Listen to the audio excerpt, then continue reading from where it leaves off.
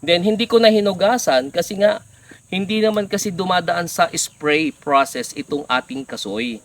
Kaya malinis naman po ito. Organic talaga. Kaya pag gusto mong kumain, try natin ha. Ayan. Para sa inyo to, mga ka-garden lovers ha. Itong isang kagat na ito.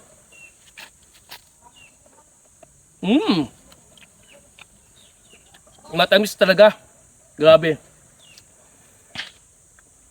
Di naglobat battery. Hindi, okay lang pa. Lobat daw, sabi ni Baba. Okay lang yan. O yan. Hindi ka na. Walang biro, kahit tignan niyo po sa reaction ko.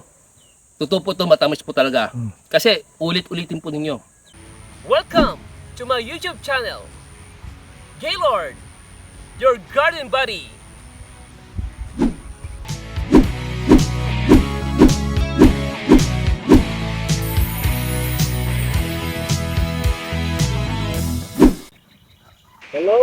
Hello mga ka-garden lovers. Samahan niyo po ko ulit dito sa ating farm. Tambayang Itisirok ni Mangga.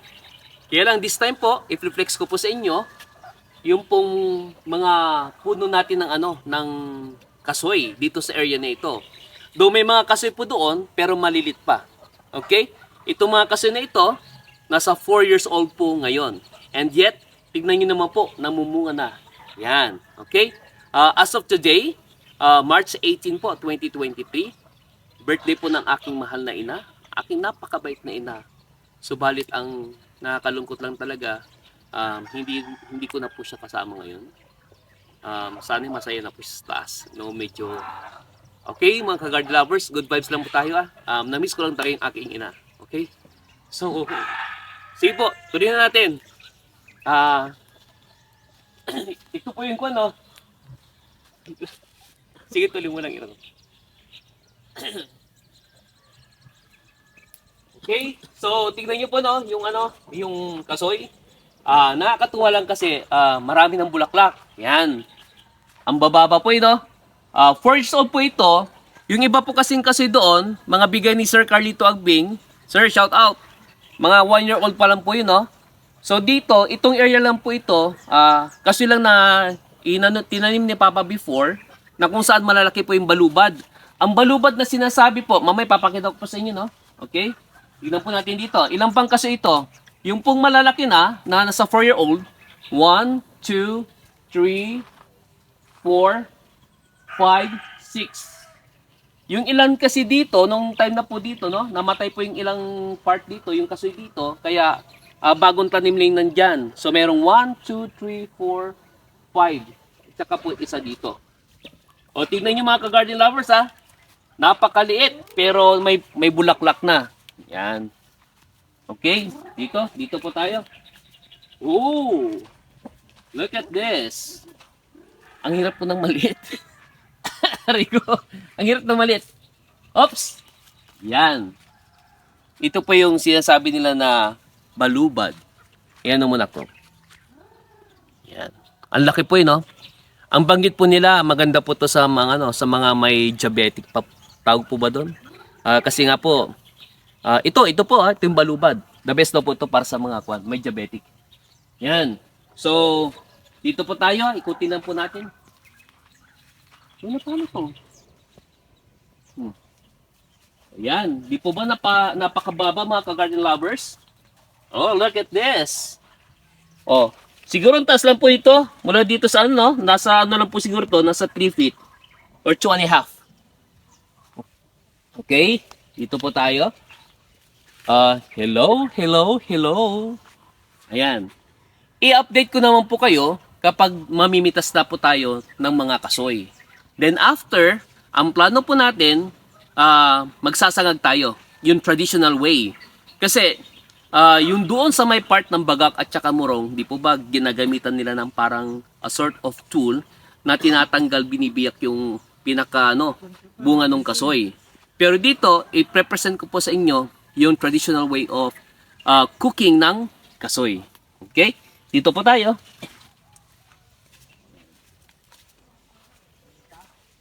So, ito po yung ilang puno din. Ang kinaganda lang ng punong ito, I think isang puno lang po ito. Kaya lang para siyang Dalawang puno dito sa baba. Para nakasadya. Ang bababa talaga, oh, nakakatuwa lang. Okay. So, pakita mo dito na to, no? Kita na ba yan? So, nandun po yung ano, no? Ipakita mo doon ako yung ano. Yung isang tambayan pagdating ng araw. Sa part na yan. Yung sa may manggahan. Kaya tinawag po natin na tambayan itisirok ti mangga dahil tambayan po sa ilalim ng puno ng mangga. Or sa silong ng puno ng mangga. Yan. Okay? Oh. Mga ka-garden lovers ha, update ko po kayo pag mamimitas na po tayo ng bunga ng kasoy.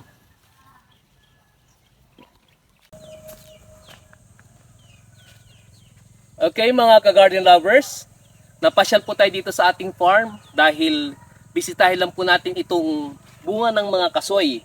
Tingnan nyo no, ang bababa, marami ng bunga. Pero yung iba, siguro, i-vlog ko na lang kapag mamimitas na po tayo. Okay? So dito no, ang bababa oh. Oh, dito. Pakita natin dito pa. So, marami pang ano mga bulaklak kaya marami pa tayong mapipitas dito. Okay? Dito. Flex lang natin ha, yung isang puno lang po ito no, ng kasoy. Oh, napakababa po. Oh. Look at this mga ka-garden lovers no. Medyo nabubulok na talaga. Dahil hindi po, bulok na talaga. So kailangan talaga na ano, na mapitas na ito. Okay? Oh. Oh, ito mga ka-garden lovers ha. Look at this. Nasa ano lang, nasa 1.5 feet, 2 feet ang taas mula dito sa baba. Yan, matamis po ito. Ito pong balubad na ito.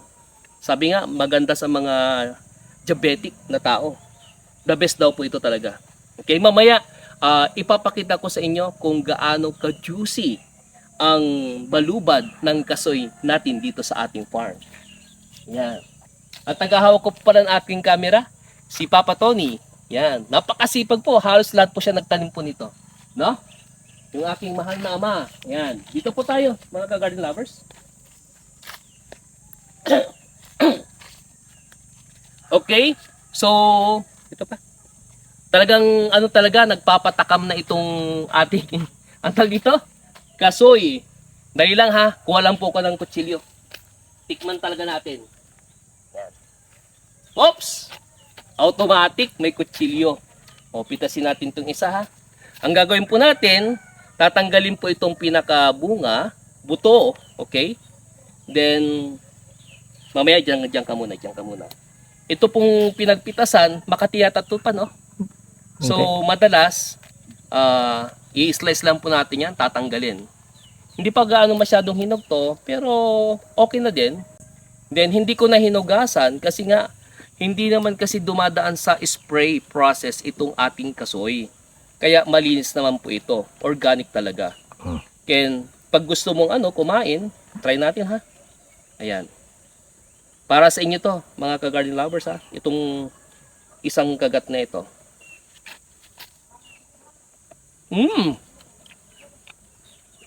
Matamis talaga. Grabe. Di lobat battery. Hindi, okay lang pa. Lobat daw, sabi ni Baba. Okay lang yan. O yan. Di ka na. Walang biro, kahit tignan niyo po sa reaction ko. Totoo po ito, matamis po talaga. Kasi ulit-ulitin po ninyo. You don't need salt. Kasi usually pagkakain po ka ng kasoy, kailangan ng asin. Pero ito talaga, kahit na wala. Matamis po talaga. Isa pang kagat ha, para sa inyo mga ka-garden lovers.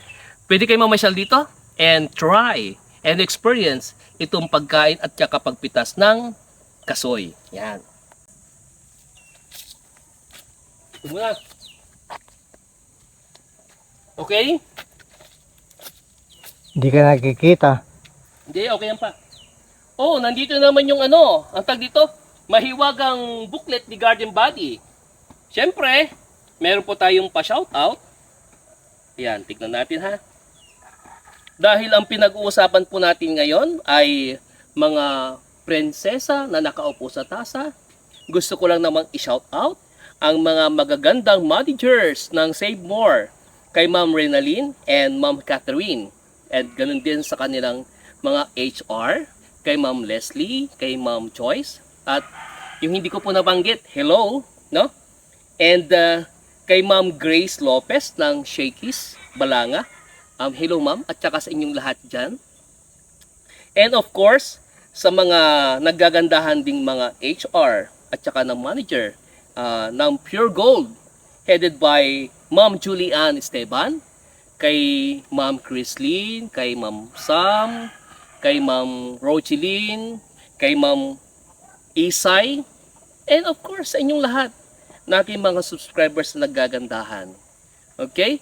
So, welcome po kayo. Pwede po kayo mamasyal po dito sa ating farm.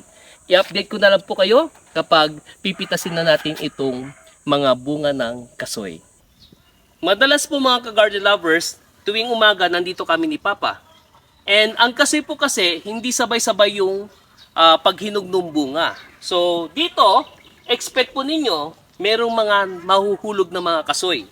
Ang gagawin po natin, of course, ito, mamumulot tayo ng pinaka-buto. Kasi ito yung pangsasangag po natin. Yan. Pakita ko lang po sa inyo ha. So dito, kailangan, nandun din po talaga yung tiyaga, no? Minsan, hindi lang doon tayo sa, oops, munti ka na si garden body. That's unsafe act, no? Kasi mababa po itong sanga ng kasoy. Babalikan na lang po natin mamaya yung iba na hindi natin nakuha. Okay? What else? Ngayon, halimbawa po, no? Meron pa tayong makikita dito na bunga na hindi na ganong, hindi na lalaki, just like this. Pakita ko sa inyo. Sige, dito. Atras ka na to. Yan. Ito, katulad po nito, no? O, pero pangit yung buton po nito, no? Pwede na natin kunin yan. Kaya nga po, bago pa man din kayo magtanim ng kasoy, tignan ninyo yung maganda yung buto. Meron po kasing kasoy na malalaki yung buto. Though yung iba naman kasi, they're after doon sa balubad, kaya mas preferred naman nila yung maganda yung balubad. Okay, dito po tayo. So ito po yung isang puno ng kasoy, no? Yung klase ng balubad po nito, ito po kasi di na po lalaki ito, no? So yung medyo may pula lang. Pero yung isang nakarampo, di po ba yung nauna, yung pinakita ko sa inyo, yung kulay dilaw? Maliban sa malaki na yung buto, napakalaki pa nung balubad. Okay, dito po tayo. Oh, nasaan na? Oh, tignan nyo po ha. Ito po yung isang klase naman ng kasoy, ang balubad ay kulay pula. Mistisa. Sana all. So, Kaya taas tumalon. taas tumalon. Ayan po ha. Pero ang lit nung buto. Okay? So, maraming salamat sa lahat ng aking mga subscribers sa patuloy nyo pong pagsuporta kay Garden Body. Marami pa po akong i-reflect sa inyo, i-present yung lahat ng activities natin dito sa ating farm. At the same time, yung mga delicacies at products ng Zambales. And after po ng vlog na po ito, dahil after po natin mag-harvest ng kasoy, aantayin po lang po natin na papatuyuin, ibibilad itong mga buto na ito. Then ipapakita ko po sa inyo ang traditional way ng pagsasangag ng buto ng kasoy. Kaya lagi lang kayong antabi sa aking mga vlogs, mga ka-garden lovers. Bye-bye!